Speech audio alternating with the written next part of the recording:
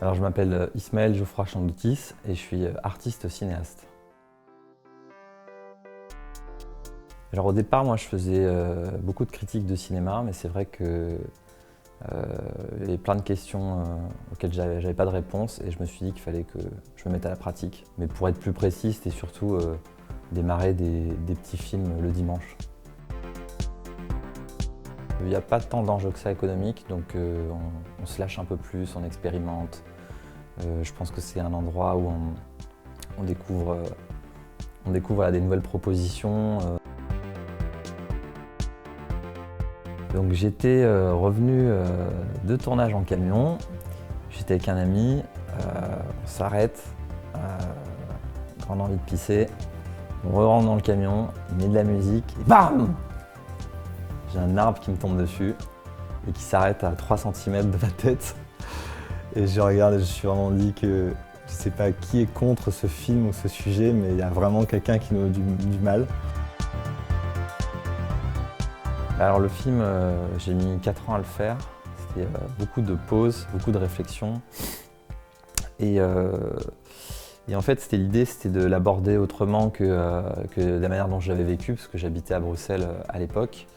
Et c'est vrai que voilà, depuis le 11 septembre, il y a toujours une même manière, une même ritournelle médiatique de traiter la chose dans l'urgence.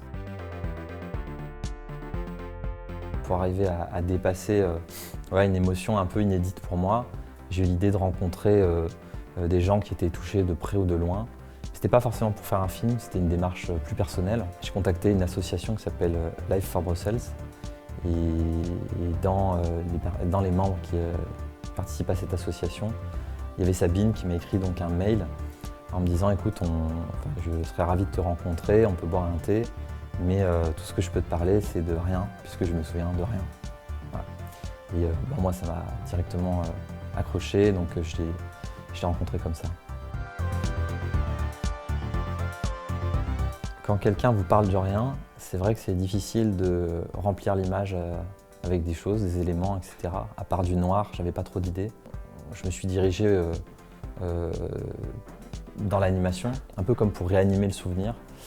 Et donc on a commencé à photographier les lieux. Et à partir de ces photographies, on a utilisé un procédé de transformation qui s'appelle les nuages de points, qui transforme les photographies en une représentation 3D. Mais plutôt que de lier tous ces points, on les a laissés à l'état brut. Et c'est ce qui donne ce rendu extrêmement fragmenté. Voilà.